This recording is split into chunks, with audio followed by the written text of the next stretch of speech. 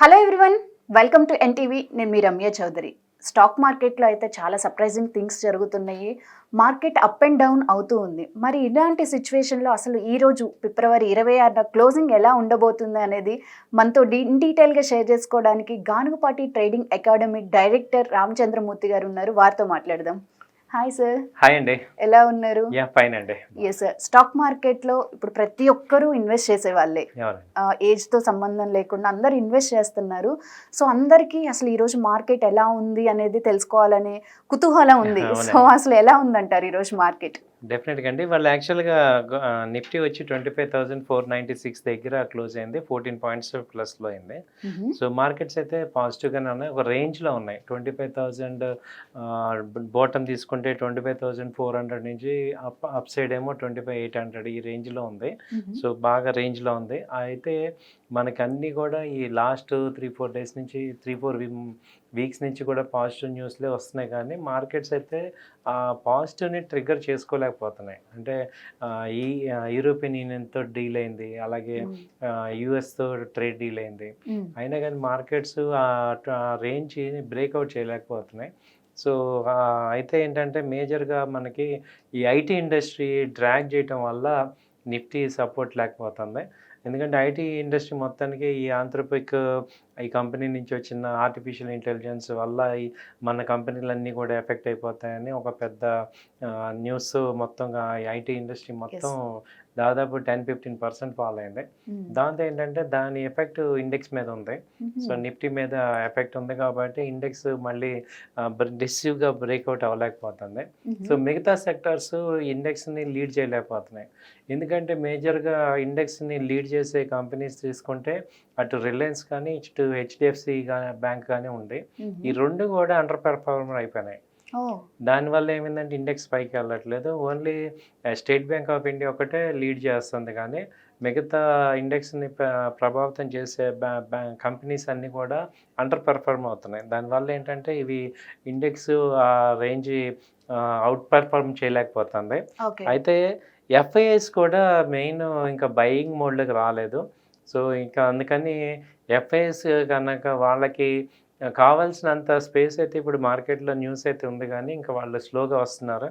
Last జనవరి డిసెంబర్లో అయితే కంప్లీట్గా సెల్లింగ్ మోడ్లో ఉన్నారు. ఇప్పుడు ఈ ఫిబ్రవరిలో కొంచెం బయింగ్ వచ్చారు. సో అగ్రెసివ్ బయింగ్ అయితే ఇంకా జరగట్లేదు, కాబట్టి ఇంకా మార్కెట్స్ ట్రిగ్గర్ అవ్వట్లా. మెయిన్ కంపెనీస్ ఏంటంటే నిఫ్టీ కంపెనీస్ చూసుకుంటే ఇప్పుడు ప్రెజెంట్ అన్నీ బాగానే ఉన్నాయి, కానీ ఈ ఐటీ డ్రాగ్ అవటం, తర్వాత ఈ రిలయన్స్ కానీ హెచ్డిఎఫ్సి బ్యాంక్ కానీ రెండు కూడా పర్ఫార్మర్స్ కాకపోవటం వల్ల మార్కెట్స్ పెరగట్లేదు. ఓకే. సో బ్యాంక్ నిఫ్టీస్ ఎలా ఉన్నాయి సార్? బ్యాంక్ నిఫ్టీ వచ్చి ఇప్పుడు 61,180 దగ్గర ఇది క్లోజ్ అయింది.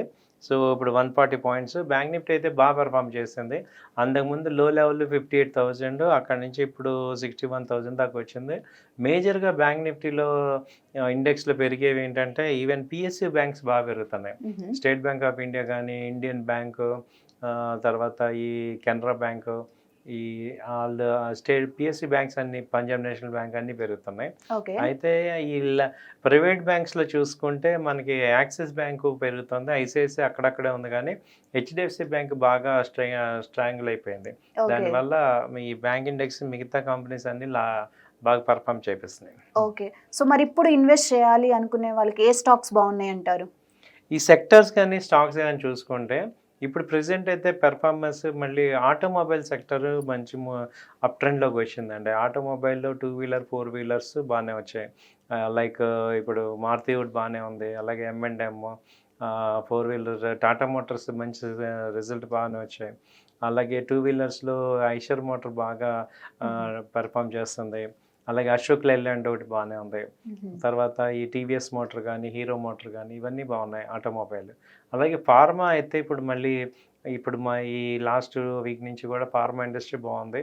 డాక్టర్ రెడ్డీస్ కానీ, సిప్లా కానీ, ర్యాంబాక్సీ, అలాగే ఈ జైడస్ లైఫ్, తర్వాత మన దివీస్ ల్యాబొరేటరీ, లూపిన్, ఈ కంపెనీస్ అన్నీ కూడా బాగుంది. ఆటోమొబైల్, బ్యాంకింగ్, తర్వాత ఫైనాన్స్ కంపెనీస్ బాగా వస్తున్నాయి. బజాజ్ ఫైనాన్స్, తర్వాత ఈ చోళమండలం ఫైనాన్స్, శ్రీరామ్ ఫైనాన్స్ ఇవన్నీ కంటిన్యూగా అప్ ట్రెండ్ అవుతున్నాయి.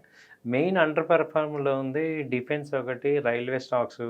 ఈ 2 చాలా మాట్లాడుకున్న డిఫెన్స్ చాలా బాగుంటుందని, అది ఆ సెక్టర్ వీక్ అయిపోయింది. అలాగే రైల్వే సెక్టర్ కూడా పర్ఫార్మెన్స్ రావాలనుకున్నాం, అది వీక్ అయిపోయింది. ఇప్పుడు ఐటీ సెక్టరు అది కూడా వీక్ అయిపోయింది. ఈ 3 సెక్టార్లు కంప్లీట్ అండర్ పర్ఫార్మెన్స్లో ఉన్నాయి. ఓకే. తర్వాత ఇప్పుడు రీసెంట్గా సోలార్ ఇండస్ట్రీ మీద ట్రంప్ టారిఫ్ వేయడంతో కొంచెం అది కొంచెం డౌన్ అవుతుంది. వ్యారీ ఎనర్జీ కానీ ఇవన్నీ కొంచెం డౌన్ అయినాయి. సో ఆ సెక్టర్ కొంచెం ఇప్పుడు అండర్ పర్ఫార్మెన్స్కి వచ్చింది. ఇప్పుడు ఇంకా గ్రోత్ ఏముందంటే సిమెంట్ సెక్టర్, హౌస్ కన్స్ట్రక్షన్. ఇప్పుడు నెక్స్ట్ సమ్మర్ సీజన్ కాబట్టి ఈ వోల్టాస్, హ్యావెల్స్, ఈ ఎలక్ట్రికల్, ఎల్జీ ఎలక్ట్రికల్ ఇవన్నీ కూడా ఇప్పుడు పెరిగే ఐటమ్స్ ఎక్కువ ఉన్నాయి. FMCG fast moving. సో ఇప్పుడు నేను చెప్పేది ఏంటంటే ఇక్కడ బాగా కామన్ సెన్స్ వాడి స్టాక్ పికింగ్ చేసుకోండి. సో బ్లైండ్ గా ట్రెడిషనల్ గా ఇప్పుడు ఇన్ఫోసిస్ బాగుంది అని కొనుక్కోవటం, రిలయన్స్ బాగుంది అని కొనుక్కోవటం అలా కాకుండా ఇప్పుడు కామన్ సెన్స్ వాడి ఈ సెక్టర్ సేల్స్ పెరుగుతాయి అనే వాటికి ఎక్కువ ప్రిఫరెన్స్ చేయాలి. మనం ఆలోచించి డెసిషన్ తీసుకోవాల్సిన టైం అన్నమాట ఇది. సో ఇప్పుడు లాస్ట్ ఫ్యూ మంత్స్ నుండి చూసుకుంటే సార్ మనకి gold and silver current trend అయిపోయింది. ఎందుకంటే అది ఒక్కొక్కసారి సడన్ గా హైక్ వెళ్ళిపోయింది గోల్డ్ సిల్వర్ మనకి, మళ్ళీ క్రాష్ అయిపోయింది. అసలు ఎందుకు ఈ అప్ అండ్ డౌన్స్ అవుతుంది? యాక్చువల్గా గోల్డ్ అండ్ సిల్వర్ అంటే ఇప్పుడు అంతకుముందు ఇప్పుడు జనవరి 31 వరకు కూడా ఈ ప్రెసిడెంట్ మన అమెరికన్ ప్రెసిడెంట్ ట్రంప్ గారు విపరీతమైన ప్రెషర్ పెట్టేశారు వరల్డ్ మొత్తాన్ని. అంటే యుద్ధాలని, తర్వాత ట్రేడ్ వార్స్ ఇవన్నీ. దానివల్ల ఏమైందంటే అన్సర్టనిటీ బాగా క్రియేట్ అయిపోయింది లాస్ట్ జూన్, జూలై నుంచి కూడా. దానివల్ల ఏమైందంటే ఈ గోల్డ్, సిల్వర్ విపరీతంగా పెరిగిపోయినాయి. సిల్వర్ అయితే 4,30,000 దాకా వెళ్ళింది. ఆ తర్వాత ఎప్పుడైతే ఈ ఫిబ్రవరి 2వ తారీఖు నుంచి కూడా ఈ ట్రేడ్ డీల్స్ జరగటం, అలాగే ఈ రష్యా ఉక్రెయిన్ వార్ పీస్ అవటం, తర్వాత ఇవన్నీ కూడా నార్మల్ అవటంతో ఆయన కామ్ అయ్యారు. దాంతో ఏమైందంటే ఒకసారిగా మార్కెట్స్, గోల్డ్ మార్కెట్ అంతా డౌన్ అయిపోయింది, క్రాష్ అయిపోయింది. సిల్వర్ కూడా బాగా క్రాష్ అయిపోయింది. $120 ఉన్న సిల్వర్ ఇప్పుడు $80 అలా వచ్చేసింది. సో అప్పుడు ఏమైందంటే 2,30,000 దాకా వచ్చి ఇప్పుడు 2,60,000-70,000 మధ్యలో ఉంది.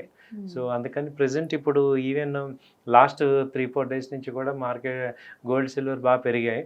అయితే ఇప్పుడు ఏమైందంటే లేటెస్ట్ న్యూస్, ఇరాన్ మీద యుద్ధం చేయము, పీస్ టాక్స్ అనే క్లోజ్ చేద్దామని అనుకుంటున్నాము అన్నారు. దాంతో ఇప్పుడు గోల్డ్కి నెగిటివ్ మళ్ళీ. ఓకే. సో గోల్డ్ ఇప్పుడు డౌన్ ట్రెండ్ ఉంది. అటు డాలర్ ఇండెక్స్ కూడా పెరుగుతుంది. ఎప్పుడైతే రష్యా వాళ్ళు మళ్ళీ డాలర్తో డీల్ చేస్తామన్నారో డాలర్ వెయిట్ అవుతుంది. సో దాంతో గోల్డ్ కొంచెం తగ్గుతుంది. సో గోల్డ్, సిల్వర్ కూడా ఇప్పుడు ప్రెసెంట్ డౌన్ ట్రెండ్ ఉంది. సో ట్రెండ్ అయితే వీక్ ఉంది కొంచెం. సో ఇప్పుడు ఇన్వెస్ట్ చేయడం అనేది కరెక్ట్ కాదంటారా స్టాక్స్లో? స్టాక్స్లో అయితే కరెక్టే, ఎందుకంటే స్టాక్ మార్కెట్స్ అయితే పెరుగుతున్నాయి. సో ట్రెండ్ అయితే ఈ స్టాక్ మార్కెట్స్కే ఫేవర్గా ఉంది. సో బ్యాలెన్స్డ్గా పెట్టుకోవాలి. అటు గోల్డ్లో కూడా కొంత ఇన్వెస్ట్ చేసుకోండి, కొంత స్టాక్ మార్కెట్లో ఇన్వెస్ట్ చేసుకోండి, బ్యాలెన్స్డ్గా చేసుకోవాలి. వన్ సైడ్ అవటం, టోటల్ మనీ అంతా ఒక దాని మీద పెట్టడం కాకుండా బ్యాలెన్స్డ్గా చేసుకోవాలి. సెగ్రిగేట్ చేసుకొని గోల్డ్ మీద కొంచెం, సిల్వర్ మీద కొంచెం పెట్టుకోవచ్చు, స్టాక్స్ మీద పెట్టుకోవచ్చు, పెట్టుకుంటే కరెక్ట్గా. సో కమింగ్ మనకి పెరిగే అవకాశం ఉందండి. Long term point of view అయితే సిల్వర్, గోల్డ్ అయితే ఎటు ట్రెండింగ్ పాజిటివ్గానే ఉంటాయి. ప్రెసెంట్ టెంపరీగా కొంచెం డౌన్ ట్రెండ్ ఉంది అంతే. Right. Thank you sir. Thank you అండి.